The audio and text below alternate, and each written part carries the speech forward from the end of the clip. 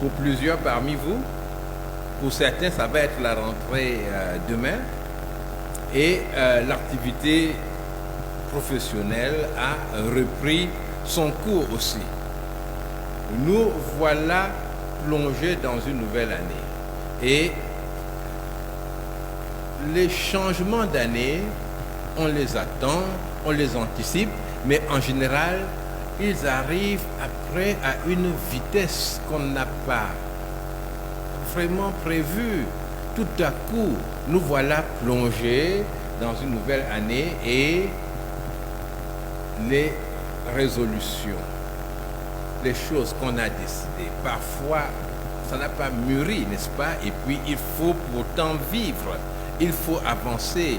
Oui, c'est ça la vie.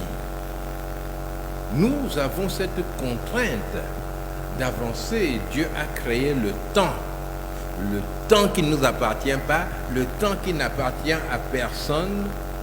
Dieu seul est le maître du temps et de toutes les circonstances. Donc, je voudrais ce matin dire, voici une nouvelle année. Alors, la question qu'on peut se poser, c'est quel changement il va avoir dans ma vie? Simplement le vieillissement naturel ou bien il y aura quelque chose qui va se passer? Vais-je attendre de façon végétative comme un arbre que le temps passe et que j'emporte tous les signes? Ou bien il y a quelque chose que Dieu attend de moi, ou bien quelque chose que Dieu a préparé pour moi? Voici une nouvelle année. C'est une occasion spéciale de progrès dans les différents domaines de ta vie. J'ai vu les vœux, j'en ai reçu plusieurs, des vœux de prospérité, des vœux de santé, des vœux de bonheur sur le plan familial, sur tous les autres plans. Et il y a très peu de vœux, n'est-ce pas, de croissance spirituelle. Il y a très peu de vœux d'une communion plus forte avec le Seigneur. Mais c'est comme si nous oublions la base de tout le reste. En fait, c'est là que se trouvent nos racines. Pour ceux qui ont choisi de marcher avec Jésus-Christ, Dieu a préparé de grandes bénédictions. Mais notre vie de bénédiction est totalement liée à notre relation avec Dieu. Être béni par Dieu, c'est aller dans une relation plus forte avec lui. Être béni par Dieu, c'est recevoir une révélation plus importante de sa personne, parce que sa révélation est claire. Sa révélation nous montre le chemin. Sa révélation nous conduit à connaître toutes les issues qu'il a préparées pour fuir le danger et pour entrer dans les promesses qu'il a pour nous. J'ai entendu parler, je ne sais plus par quel moyen, d'un incendie qui a eu lieu. Alors vous allez croire que j'ai inventé. Mais c'était dans une boîte de nuit. Et on va se dire c'est parce que nous n'aimons pas les boîtes de nuit. Pas du tout, vraiment. Mais il paraît que là-dedans, ils jouent aussi beaucoup avec le feu. Ils font des feux d'artifice, ils font des tas de trucs. Mais toujours est-il qu'il y a eu un incendie là-bas et ils étaient tous enfermés. Là-dedans, il y a eu un très grand nombre de morts. Et quand les pompiers ont réussi à éteindre l'incendie, ils ont vu qu'il y avait une porte de secours qui était vraiment à leur portée, vraiment une porte.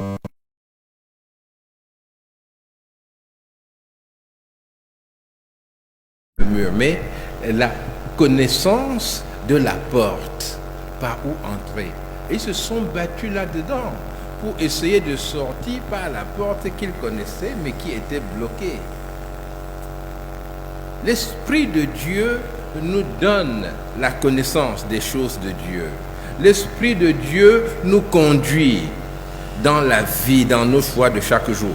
Alors, pour cette nouvelle année, on va aller un peu vite. Pour cette nouvelle année, mon vœu pour chacun de vous, c'est une relation forte avec le Seigneur et particulièrement avec le peuple de Dieu qui est son Église. Je souhaite pour chacun de vous que vous trouviez votre place dans l'Église de Dieu. Pas votre place seulement dans un groupe social, mais votre place dans le service de Dieu dans son Église. Voilà le vœu que j'ai pour chacun de vous. Le Seigneur nous appelle à marcher ensemble avec lui. Nous avons beaucoup parlé de ce thème, membre de l'Église, et on ne peut pas en parler suffisamment, parce que marcher ensemble, c'est tellement important. Le plan du diable, c'est que nous marchions chacun tout seul, avec la certitude que nous avons la révélation du siècle, parce que ça lui permet de nous tromper, de nous conduire dans des divagations spirituelles. Ça lui permet de nous séduire, parce que nous avons notre chemin à nous et nous croyons que nous avons quelque chose que les autres n'ont pas et que les autres ne comprennent pas. Non. Les choses de Dieu sont accessibles à ceux à qui Dieu donne son Saint-Esprit. Dieu ne nous appelle pas à avoir une religion à nous tout seuls. Je vous encourage à honorer l'Église, à honorer vos frères et sœurs, les avoir en grande estime, aimer les frères, les approcher, discuter avec eux. Pendant cette nouvelle année, vous pouvez faire des progrès dans ce domaine-là. Prendre du temps pour les rencontrer.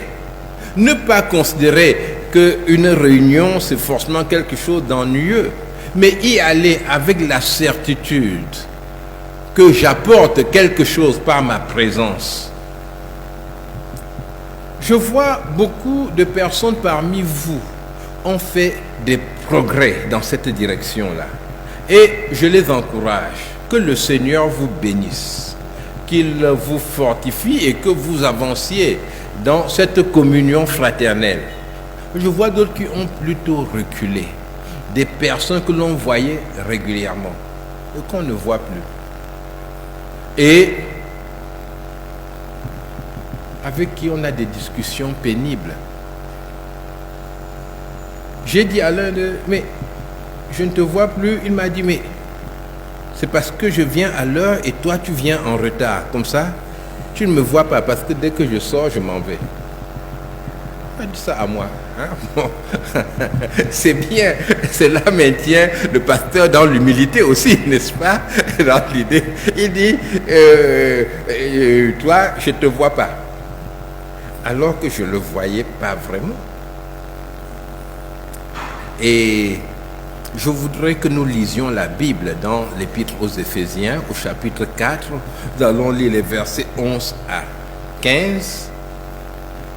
Et on parle de l'équipement que Dieu a donné à l'Église pour soutenir les enfants de Dieu et pour les conduire à la maturité et à la capacité donc de saisir tout ce que Dieu a préparé pour eux.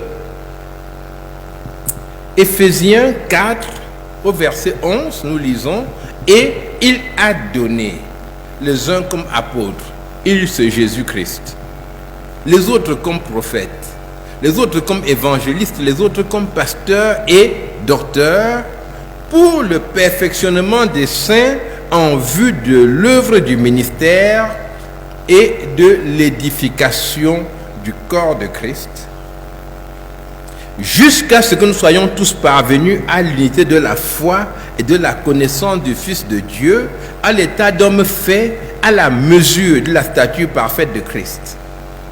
Ainsi, nous ne serons plus des enfants, flottant et emportés à tout vent de doctrine par la tromperie des hommes, par leur ruse dans les moyens de séduction, mais en professant la vérité dans l'amour, nous croîtrons à tous égards en celui qui est le chef, Christ.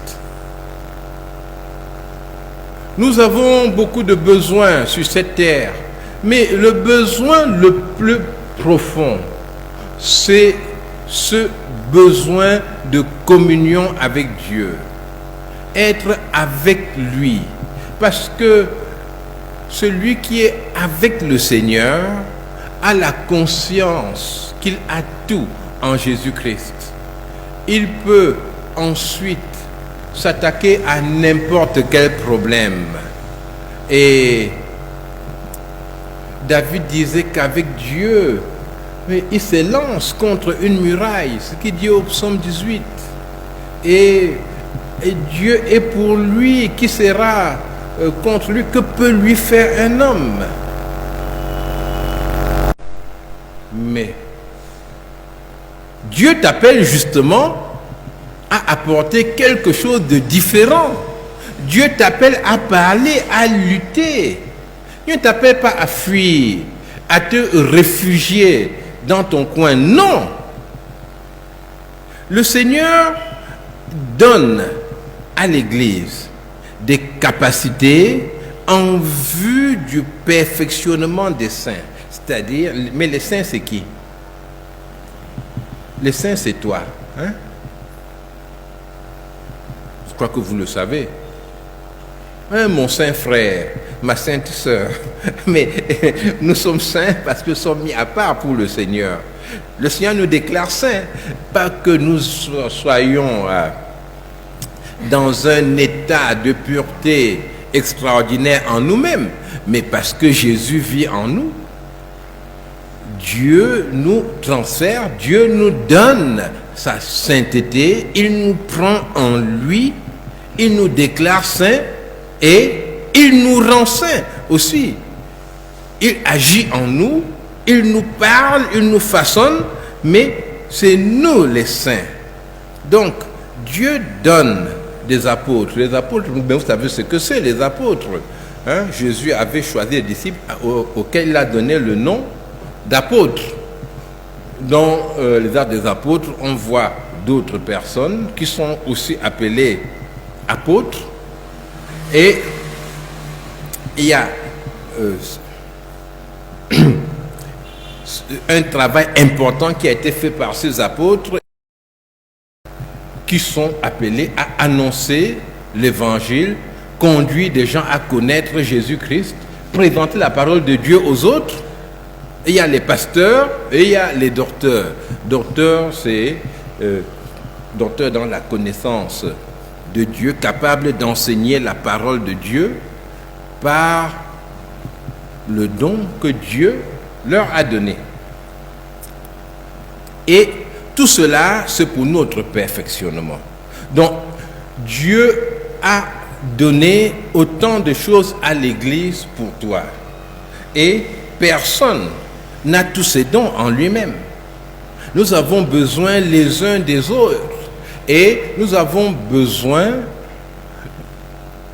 de rencontrer ces personnes que Dieu a choisies et à qui il a donné des capacités pour que nous puissions nous perfectionner, que nous puissions à notre tour même découvrir et expérimenter les dons que Dieu a préparés pour nous. Donc votre place est vraiment dans l'Église de Dieu. Votre place, c'est dans une relation vivante, forte, avec les frères et sœurs autour de vous. Et nous participons ainsi aussi à l'édification du corps de Christ. Pendant l'année qui commence, Alors, qu'est-ce que vous avez comme résolution? Est-ce qu'il y en a une qui concerne votre relation à l'Église? Est-ce que vous serez plus présent, par exemple? Est-ce que vous allez vous investir particulièrement dans un groupe donné? Il y a un groupe ici qui est, un forum qui est le forum de lecture de la Bible. Hein, et c'est la lecture de la Bible en un an. Et je vous conseille à tous, mais inscrivez-vous dans ce forum-là. Je crois que Jules Marcel peut vous inscrire dans ce forum, si vous le souhaitez. Et ça semble un peu aride au départ, hein, lorsqu'on doit lire plusieurs chapitres chaque jour. Et effectivement, on peut se dire qu'on n'a pas le temps de les étudier, de les travailler, mais nous allons uniformiser les études bibliques. Et à partir de la semaine prochaine, il y aura une étude biblique qui va cadrer avec l'ensemble des lectures que vous aurez faites. Ce qui vous permettra, n'est-ce pas, de mieux approfondir ce que vous avez lu.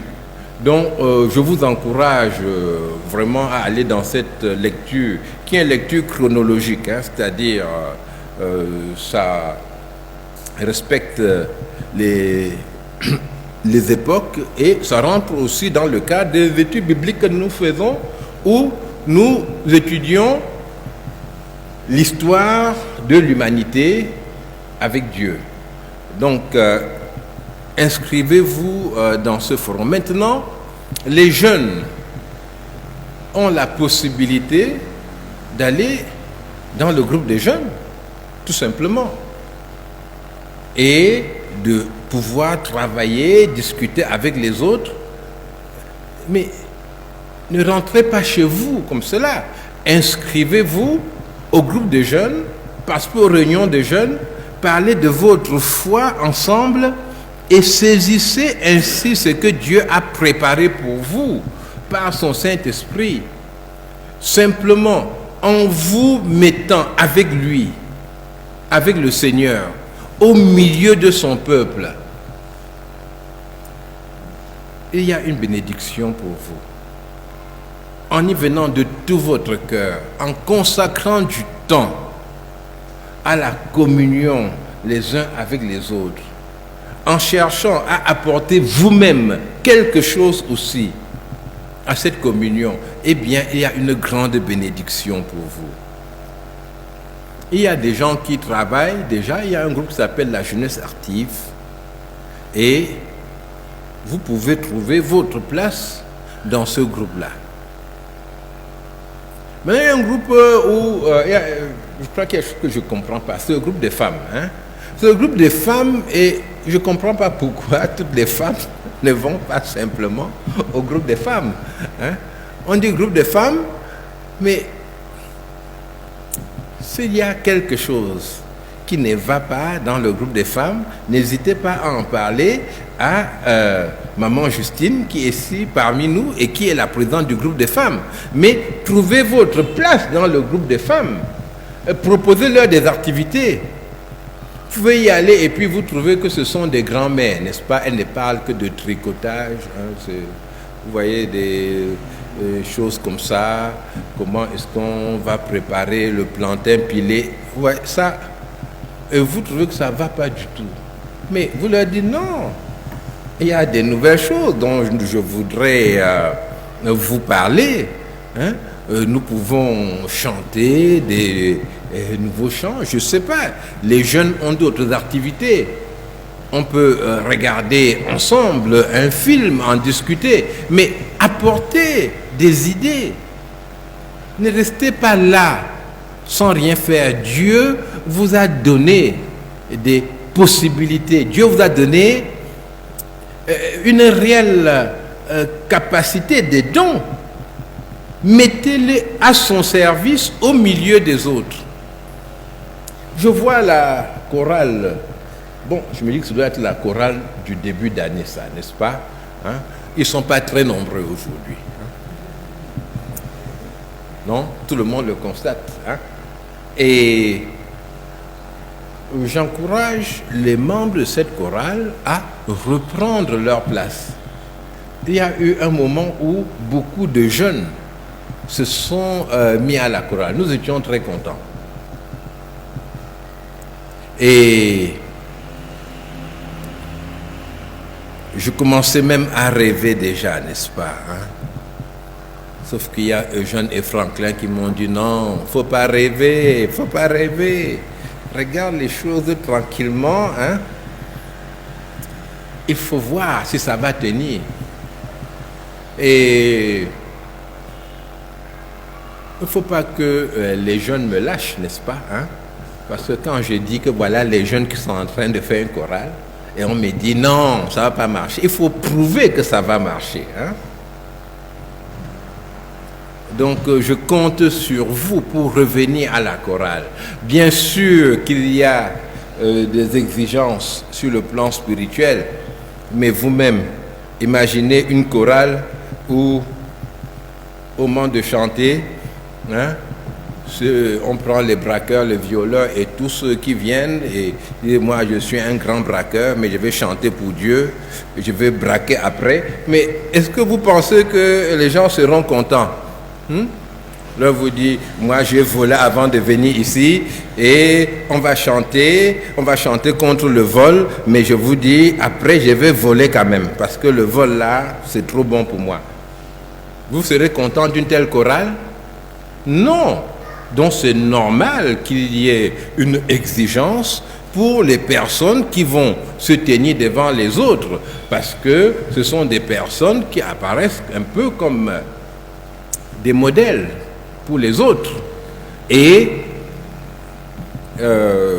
s'il y a des choses, s'il y a des choix qui ne sont pas bons, hein, pour ces personnes-là, cela va poser problème. Nous avons un groupe ici qui est un groupe de formation biblique que je vous recommande. Hein. C'est tous les dimanches à partir de 13h. Un groupe de formation biblique. En haut pour les adultes et pour les plus jeunes, en bas, c'est 12h30 pour les plus jeunes, je pense, ou bien c'est 13h partout. Pardon? 12h30, merci beaucoup. Et ces groupes-là sont des groupes très, très importants. J'ai entendu un témoignage, là, le 31, au soir, sur ce qui se passe dans ces groupes. Je les visite et je crois que ce sont vraiment des groupes de croissance spirituelle et qui vous permettent de mieux connaître le Seigneur et de mieux saisir ce qu'il a préparé pour vous dans sa grâce. Alors, inscrivez-vous dans ce groupe, allez-y de façon fidèle, sérieuse et vous ne le regretterez pas. L'Église met à votre disposition plusieurs moyens que le Seigneur a donnés pour avancer dans la connaissance de Dieu, pour le servir, pour le glorifier. Ainsi, comme dit la parole, nous ne serons plus des enfants. C'est le verset 14. Ainsi, nous irons vers la maturité. On peut avoir cru depuis 30 ans, 40 ans, 50 ans, être resté un enfant sur le plan spirituel, sur le plan de la connaissance, sur le plan de la doctrine. On ne comprend pas bien, on est resté un enfant, parce qu'on n'a rien appris. Et nous ne serons plus flottants et emportés à tout vent de doctrine. Là, nous serons des chrétiens stables. Si tu veux devenir un chrétien stable, c'est-à-dire qui n'est pas, qui ne se met pas en effervescence devant chaque nouveauté. Hein? Ah.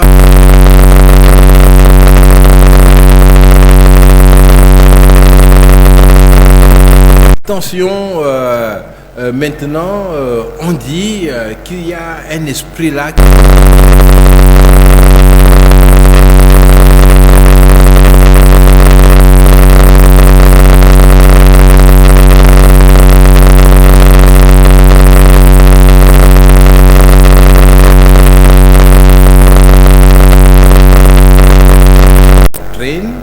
Alors, tout ce qui arrive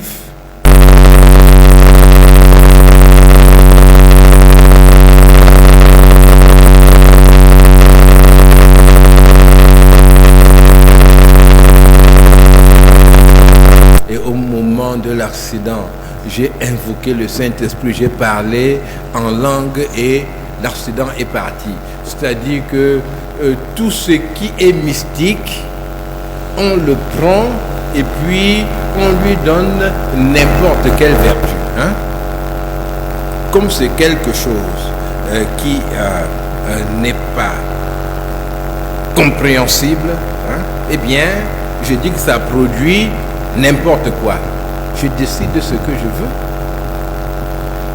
J'ai lu un ouvrage de quelqu'un, il avait écrit sur la démonologie. Démonologie, c'est,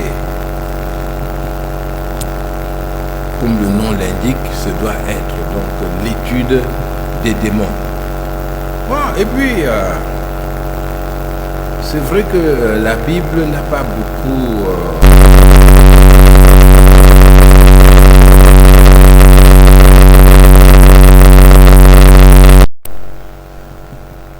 Il arrivait même à parler aux membres qui étaient mal, c'est-à-dire tu as mal au bras, très mal. Lui, il parlait directement à ton bras. Il ne parle même pas à toi.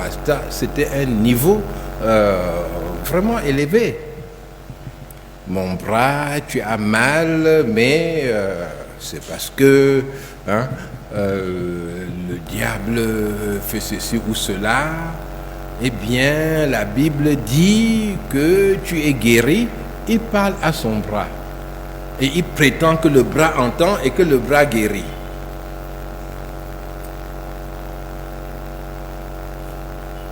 Celui qui lit cela, qu'est-ce qu'il fait? Il va, s'il est mal, peu édifié, il va simplement foncer là-dedans. Je me rappelle d'ailleurs l'ouvrage de Merlin Carothers qui est... Il a écrit, c'était un aumônier américain qui a écrit un livre de la prison à la louange, mais il dit qu'il a découvert une loi extraordinaire. Ah, si vous lisez ce livre, c'est vraiment, c'est un livre, c'est très joyeux. C'est vraiment écrit par un Américain. Frère Larry, tu vas m'excuser, n'est-ce pas? Je sais que Américains et Canadiens, vous vous tenez par la main, n'est-ce pas? Ah oui, là vous êtes éloignés. Ok, d'accord. Donc, mais Merlin Carothers, il découvre une loi, c'est-à-dire que quand tu loues le Seigneur, eh bien, il intervient en ta faveur. C'est-à-dire que si tu as mal au bras, tu ne dis pas Seigneur, je t'en supplie, guéris mon bras, mais tu dis plutôt Seigneur, mais merci pour mon bras où j'ai mal. Je sais que tu permets cela et que c'est pour mon bien. Je te remercie de tout mon cœur pour mon bras où j'ai mal. Et quelque temps après, ton bras est guéri. Si tu veux une voiture, donc, du Seigneur, mais merci parce que je vais à pied, c'est très difficile, mais tu m'aides à aller à pied, je suis très content pour ce que tu fais pour moi, et quelque temps après, tu as une voiture. Mais c'est tellement bien amené que celui qui le lit est emporté par cette histoire, et finalement, Merlin Carothers arrive à donner l'image d'un Dieu interrupteur, c'est-à-dire que il y a un bouton où je presse et puis j'obtiens la chose. C'est-à-dire j'ai la technique, n'est-ce pas, pour arriver à convaincre Dieu. Et ça continue ainsi jusqu'au moment où des gens lui disent viens, on va prier pour toi, il y a une réunion de prière, qu'est-ce que tu demandes à Dieu? Bon, évidemment, lui, comme il a déjà sa technique, il dit non, je voudrais seulement que Dieu m'utilise encore plus. Bon, ce Jean lui dit, ok, il faut donc que Dieu t'utilise plus. Et c'est là maintenant que on voit ce qui se passe. Merlin Carothers dit dans son livre qu'il voit Jésus à genoux devant lui à ses pieds et qu'il lui dit non, ce n'est pas moi qui dois t'utiliser, c'est plutôt toi qui dois m'utiliser. Hein? Et cette vision aurait dû lui montrer qu'il était sous une séduction terrible. Jésus lui dit, ce n'est pas moi, Jésus, qui dois t'utiliser, mais c'est plutôt toi qui dois m'utiliser. Et cela explique toute la séduction dans laquelle nous trouvons aujourd'hui, dans bien des cas, c'est-à-dire des personnes qui pensent avoir trouvé la technique pour bien utiliser Dieu. Mais c'est faux. Dieu, il veut être le maître tout le temps. C'est lui qui va t'utiliser. Il va se faire connaître partout, il va te conduire. Et beaucoup de chrétiens ont lu ce livre. Jusqu'aujourd'hui, on continue à l'éditer et à le vendre. J'ai vu d'ailleurs que Livre Afrique nous en avait envoyé quelques-uns à la librairie Au Vif. Et on trouve qu'il n'y a pas de problème, mais il y a un problème grave. C'est une autre religion. C'est justement être emporté à tout vent de doctrine par la tromperie des hommes et par leur ruse dans les moyens de séduction. L'ennemi se bat comme il peut. Et enfin, en trouvant votre place parmi les autres frères et sœurs, vous allez développer donc une réelle assurance. Vous serez sûr des choses auxquelles vous croyez. Vous serez certain de l'amour de Dieu, de votre position devant le Seigneur. Supposons que vous sortez de l'église et puis tout le monde s'en va, vous êtes seul, quelqu'un passe et il vous dit, ah, il vous appelle par votre nom alors qu'il ne vous connaît pas. Et il vous dit ce qu'il y a dans votre sac. Hein? Il vous dit, tu vas mourir aujourd'hui. C'est la catastrophe, n'est-ce pas?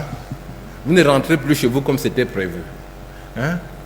Ça va être la panique. Vous allez perdre toute forme d'assurance. Pourquoi? Parce que votre relation avec le Seigneur n'est pas suffisamment forte pour dire « arrière de moi Satan », pour dire « je rejette cela en Jésus-Christ, je refuse ce qu'il est en train de me dire ». Puisque il y a clairement quelque chose de spirituel sur tout cela, mais ce n'est pas lui le maître de ma vie.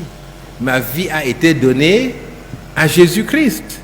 C'est d'ailleurs ce qui est navrant dans la vie de beaucoup de chrétiens face à la sorcellerie. Toujours des témoignages, voilà, les sorciers m'ont fait ceci, les sorciers m'ont fait cela. Mais on se dit, qu'est-ce qu'on doit faire? Il faut s'entendre avec le sorcier, alors il est tellement puissant, on est avec le Seigneur et le sorcier nous atteint.